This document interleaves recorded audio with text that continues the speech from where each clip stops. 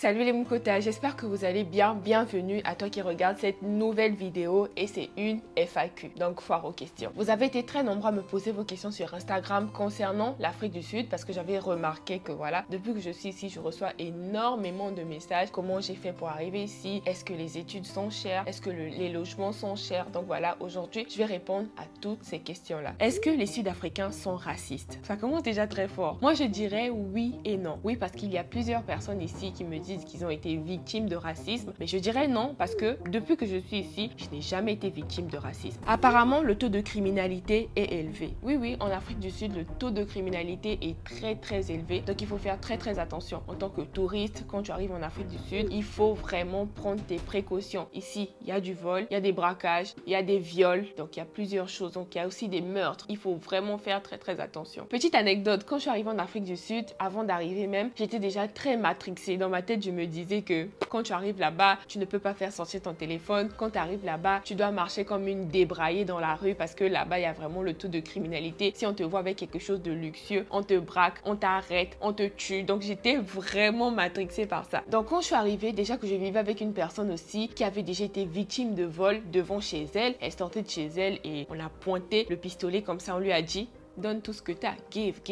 Et donc, elle a tout donné. Donc, moi, j'étais matrixée par ça. J'avais vraiment très peur. Mais après, au fur et à mesure du temps, surtout quand j'ai déménagé, là, je suis au centre-ville. Donc, là, c'est un peu plus calme, on va dire. Quand je suis ici, je peux sortir mon téléphone, je peux filmer. Voilà pourquoi je vous fais plein de stories sur Instagram. Donc, voilà. Donc, il faut pas vraiment être matrixé par ça. C'est vrai qu'il y a la criminalité et tout. Mais les gens vivent quand même ici, en fait. Les gens vivent, les gens sortent, les gens vivent une best life. Parce que je vois ici, il y a des gens qui ont des voitures de luxe, etc., qui ont des montres très chères. Donc, il y a le taux de criminalité, il y en a partout, il y en a aux États-Unis, ici aussi il y en a, donc il faut vraiment pas être matrixé par ça. Comment c'est les études là-bas? Est-ce que c'est cher? En soi, les études en Afrique du Sud ne sont pas vraiment coûteuses. Par rapport à d'autres pays, ici c'est quand même très abordable. Et puis, il y a vraiment de très bonnes universités ici. Et puis, ça dépend aussi de ton budget. Tu as quel budget? Parce que cher pour moi n'est pas forcément cher pour toi. Donc, voilà. Si tu viens en Afrique du Sud pour les études, renseigne-toi au préalable.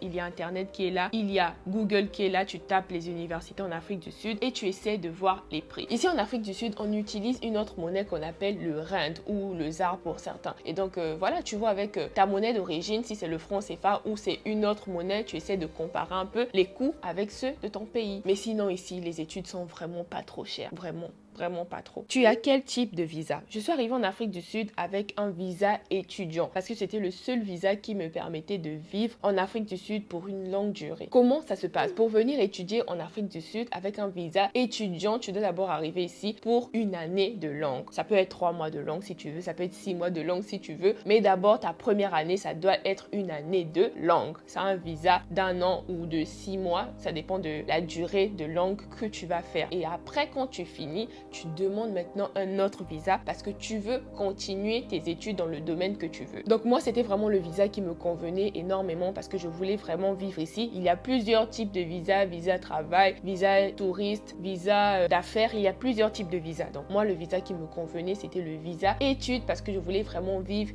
découvrir la culture, découvrir les beaux paysages. Et si vous savez pas, moi, je suis à Cape Town. Cape Town, c'est vraiment une très belle ville. Est-ce que c'est vrai qu'il y a là-bas du racisme envers les blancs? Je dirais oui et non. Il y a encore du racisme, mais ça dépend des régions. Ça dépend des régions. Tu es un blanc, tu vis au fin fond dans un village où il y a énormément des noirs. Effectivement, il y aura du racisme. Il faut savoir que les Sud-Africains ont vécu dans l'apartheid pendant des années et des années. Et ça a pris fin juste là en 1990 là. Donc, c'est très récent pour moi. On n'efface pas quelque chose, on n'efface pas un mal comme ça, étant donné que c'était juste là. C'est un pays où les noirs ont vraiment souffert. Donc, il y a certains noirs qui veulent remettre l'appareil aux blancs, surtout aux blancs qui vivent dans des régions reculées, très reculées. Donc l'apartheid a réellement pris fin officiellement en 1994. C'est très récent. Et donc c'est un sujet qu'il faut vraiment pas aborder ici. Pourquoi tu as choisi de vivre dans un hôtel qu'un appartement? Très bonne question, ma petite Mukota des Mukota. Pour ceux qui ne savent pas, pour ceux qui ne me suivent pas sur Instagram, c'est très important de me suivre là-bas parce que là-bas vous avez vraiment vous savez beaucoup de choses sur moi. Déjà, je vis dans un appartement hôtel résidence. Résidence pour des longues durées, hôtel pour courte durée. Moi-même, je ne savais pas que ça existait. En arrivant, quand je cherchais les maisons, je suis tombée sur cette offre-là. Et en arrivant, j'ai vu que c'était un hôtel. Moi-même, je ne savais pas que c'était un hôtel. Et après, en visitant, c'est là qu'il m'a dit que non, il y a l'hôtel et il y a aussi résidence. Et donc, j'ai dit, bah, ça tombe bien. Et puis aussi, concernant le niveau de sécurité, c'est vraiment bien et c'est vraiment mieux de vivre dans un appartement hôtel-résidence. Pourquoi? Vivre dans un appartement hôtel-résidence en Afrique du Sud, c'est très sécurisé parce que moi, je recherchais vraiment ce côté-là, sécurité. Parce que je vous rappelle que quand je suis arrivée, j'étais vraiment matrixée. Pour moi, là où je vis, c'est vraiment, ça doit être sécurisé. Moi, je vis par exemple au 2e étage. Je ne vis pas au 2e étage, hein, c'est juste un exemple. Et donc, quand tu vis par exemple au 2e étage, on va te donner une carte. Et donc, cette carte-là, c'est pour rentrer dans l'ascenseur. Quand tu rentres dans l'ascenseur, tu tapes la carte et quand tu arrives devant chez toi, devant la porte de ta chambre, tu tapes la carte. Cette carte-là, tu ne peux pas descendre avec au 3e. Tu ne peux pas descendre avec au 4e. Tu ne peux pas monter plutôt avec au 5e, au 6e. Tu as juste accès au 2e étage, là où tu vis. Et au 18e étage aussi, parce que là-bas, c'est l'espace commun. Tout le monde est là-bas, il y a la piscine et tout. Tu me suis pas sur Instagram, tu rates beaucoup des stories, il faut aller là-bas sur Instagram. Donc, si toi, par exemple, si tu viens me rendre visite, tu ne peux pas monter, tu vas rester à la réception et m'attendre pour que moi, je descende avec ce pass-là et je mets ce pass et après, tu montes. Donc, c'est ça, la sécurité. Il y a aussi l'accueil qui est là-bas, la réception qui est là-bas. On va te demander, tu viens voir qui? Et si tu te dis, oui, je viens voir un tel, on va m'appeler au téléphone, au fixe. On m'appelle au fixe. Ah non, mademoiselle, est-ce que vous recevez quelqu'un aujourd'hui? S'appelle un tel, la personne se présente et puis je descends, je vais prendre la personne. C'est comme ça que ça se passe. Ou soit c'est le vigile qui monte avec la personne au 2e étage et moi je fais chic, elle monte. Chose encore qui est très bien si j'ai choisi de vivre dans un appartement résidence hôtel, c'est parce que c'est très sécurisé. Donc si je te montre même là à travers la fenêtre, tu vas voir qu'il y a des policiers. Il y a une voiture de police juste là, 2 voitures de police. Et il y en a toujours. Il y a des policiers. Pourquoi? Parce que juste à côté, il y a une mine de diamants. Non, pas une mine de diamants. En fait, il y a un magasin qui vend des diamants. Et donc là, il y a tout le temps des policiers à l'extérieur. Donc nous aussi, on bénéficie de ces policiers-là. Et aussi parce que c'était luxueux et c'était très beau. J'avais flashé sur l'appartement. Déjà, quand j'avais vu ça sur le site, j'avais déjà aimé. Et quand je suis arrivée, j'ai encore plus aimé. Du coup, je me suis dit, ouais, mademoiselle, vas-y. Prends l'appart. Et surtout que ça rentrait dans mon budget. Certes, c'est très cher, mais bon, après tout ce qu'ils offrent ici, je pense que voilà, ça justifie le prix. Une fois par semaine, il y a une femme de ménage qui vient et elle change les draps. Donc moi, je suis juste arrivée avec ma valise, comme si tu allais dans un hôtel et que tu allais juste pour une seule nuit. C'est comme ça que je suis arrivée ici. Il y avait tout dans l'appartement, tout, absolument tout. Elle vient, elle change les draps, elle change les serviettes. Donc c'est trop, c'est vraiment bien. Donc je n'ai rien à faire ici, à part en semaine si je veux mettre un peu la maison propre. Et voilà, je fais un tout petit peu de ménage. Mais sinon, une fois par semaine, moi j'avais choisi le vendredi et donc elle arrive là, elle fait le ménage. Je suis bien. Comment faire pour aller étudier en Afrique du Sud? Bisous, je te suis depuis le Congo. Bisous à toi. Et pour ceux qui ne savent pas, moi je suis congolaise de la République du Congo. Moi je vais parler en tant que congolaise parce que je suis congolaise et je suis en Afrique du Sud. Ça c'est la démarche que vous devez suivre. Allez à VFS ou allez à l'ambassade de l'Afrique du Sud dans votre pays et quand vous arrivez là-bas, vous demandez les documents nécessaires pour faire un visa d'études. Dans les documents là, il y a tout premièrement, ça c'est la première des choses, il y a la lettre d'admission. La lettre d'admission c'est quoi? C'est une lettre que tu as demandé à une école. Moi je connaissais déjà l'école où je voulais aller. Putain, il y a du bruit. Hein. Ce qui était bien, c'est que je connaissais déjà l'école où je voulais aller et il y avait aussi quelqu'un ici. Donc, j'ai envoyé l'argent à cette personne-là et la personne allait faire l'inscription pour moi. Et quand la personne a fait l'inscription pour moi, l'école a donné une lettre et elle m'a envoyé la lettre par mail. Deuxième des choses, c'est qu'il faut avoir un passeport valide. Donc, si tu viens pour un visa d'1 an et que ton visa expire dans 6 mois, ils vont te refuser le visa, ce qui est totalement normal. Il faut aussi avoir une preuve de moyens financiers. Il faut prouver que quand tu vas arriver en Afrique du Sud ici, tu ne seras pas une charge pour le gouvernement, tu vas pouvoir t'en sortir et tout. Et donc, il faut prouver dans ton compte. Ils ne demandent pas un montant minimal ou maximal, il n'y a pas de montant en tout cas, il faut que tu mettes au minimum, voilà. Je sais pas, moi, il faut mettre peut-être 3 millions, 4 millions, comme ça, ils savent au moins que quand tu arrives ici, tu peux t'en sortir. Et le truc qui est vraiment chiant, c'est qu'il y a plusieurs examens à faire. J'ai fait vraiment plusieurs examens, typhoïde, sida, j'ai vraiment fait beaucoup d'examens. Ça m'a pris beaucoup de temps par contre. Il y a des copies d'actes de naissance légalisées que tu dois donner, il y a le certificat de bonne moralité, aka casier judiciaire.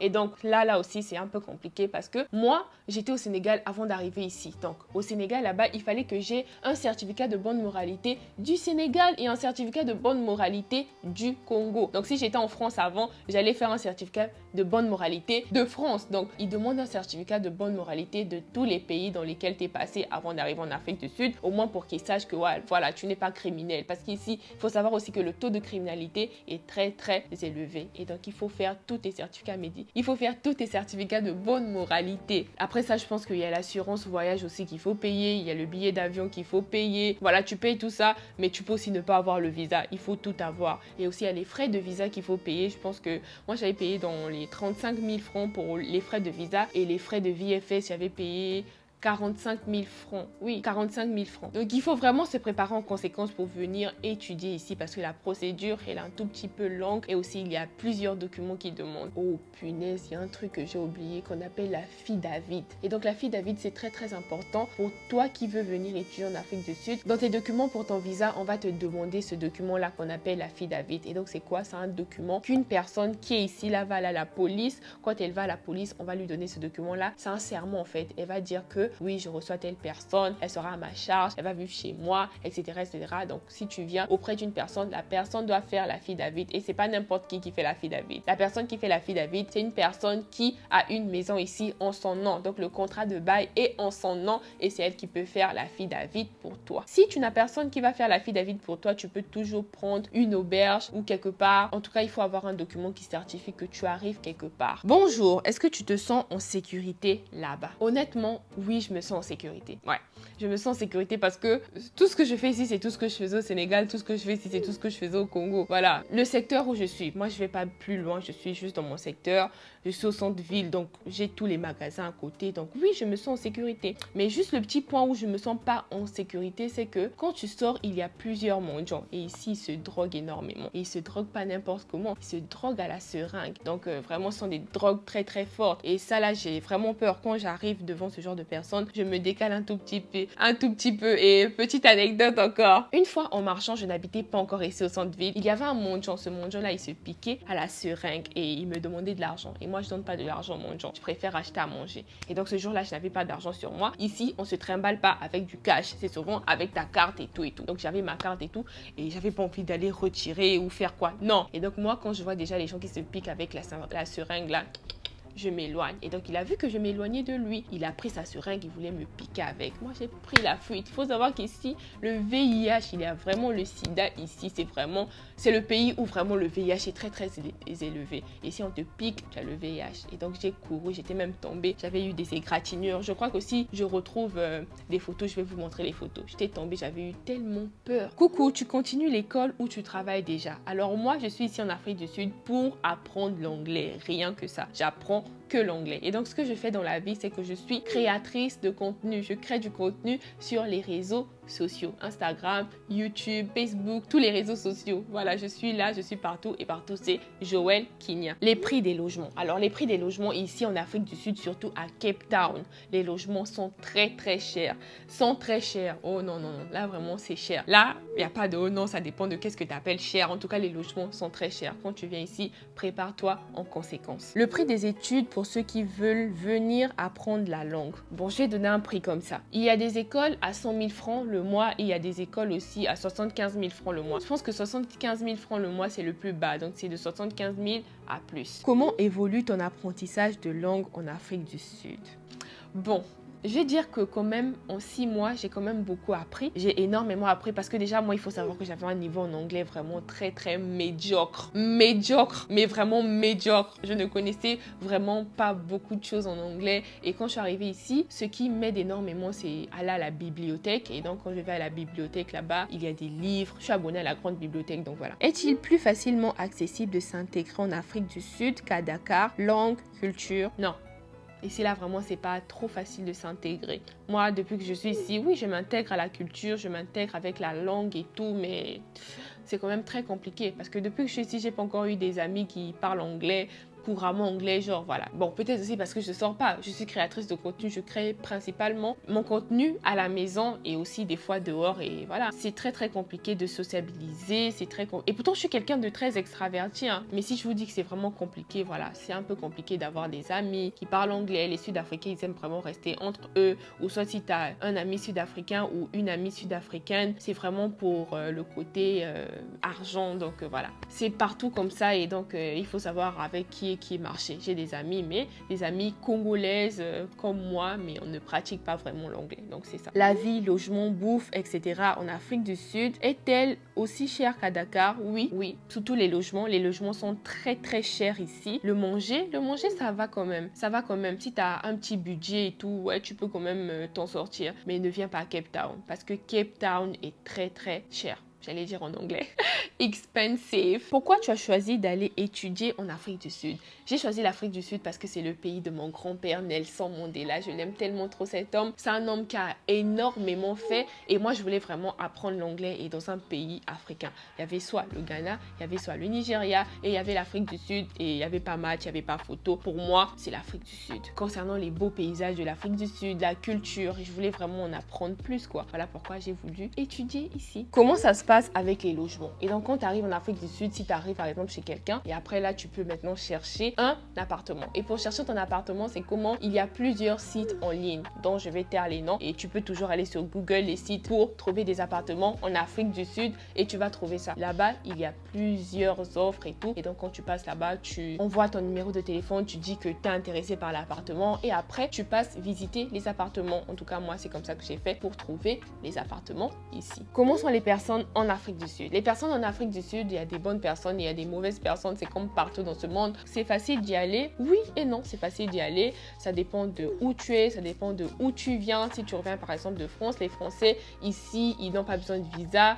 Ils ont 3 mois ici dans le territoire. Donc voilà, ça dépend de là où tu es. Moi par exemple, je suis congolaise et pour les Congolaises, il faut un visa. Même quand tu viens juste pour des vacances, il faut un visa. Bonjour ma belle. Quels sont les avantages et les inconvénients de vivre en Afrique du Sud? Comme dans tous les pays, il y a des avantages et des inconvénients. Et donc pour cette dernière question, je vais te citer les avantages et les inconvénients de vivre en Afrique du Sud. Et donc on commence avec les avantages. Premièrement, il y a la diversité culturelle. Ça, c'est vraiment le point que j'ai le plus aimé. Diversité culturelle. Ici, il y a de tout et on surnomme même l'Afrique du Sud la nation arc-en-ciel. Et donc arc-en-ciel, pourquoi? Parce qu'il y a toutes les couleurs du monde. Blanc, noir, rouge, jaune, il y a tout le monde ici. Il y a des Indiens, des Pakistanais, il y a des Chinois, des Vietnamiens, il y a des Congolais, des Togolais, il y a tout le monde ici. Le deuxième point ici en Afrique du Sud, c'est l'économie. L'économie est quand même élevée. Je pense que c'est la 3e puissance ou la 2e puissance d'Afrique. Je ne sais pas, corrigez-moi dans les commentaires. Et aussi, concernant la monnaie par rapport au franc CFA, c'est quand même une monnaie assez élevée. Donc si tu travailles ici en Afrique du Sud, c'est déjà très bénéfique. Troisième point, on va parler des paysages. Si tu es une personne qui aime les paysages, les montagnes, qui aime tout ça, vraiment je t'assure qu'ici tu es vraiment au rendez-vous parce que les paysages en Afrique du Sud, pépites, de très beaux paysages. Je ne me suis pas sur Instagram, là-bas je partage dans mes stories et dans mes petits reels de très très beaux endroits. Et aussi historiquement, c'est vraiment un très très grand avantage. Moi je suis arrivée en Afrique du Sud principalement à cause de l'histoire de l'Afrique du Sud, de ce qui s'est passé pendant l'apartheid. Vraiment, côté historiquement, il y a plusieurs musées qui vont t'expliquer tout ce qui s'est passé pendant l'apartheid, toute la méchanceté qui s'est passée. Moi vraiment, je voulais vraiment découvrir cette histoire-là parce que d'abord, je suis noire.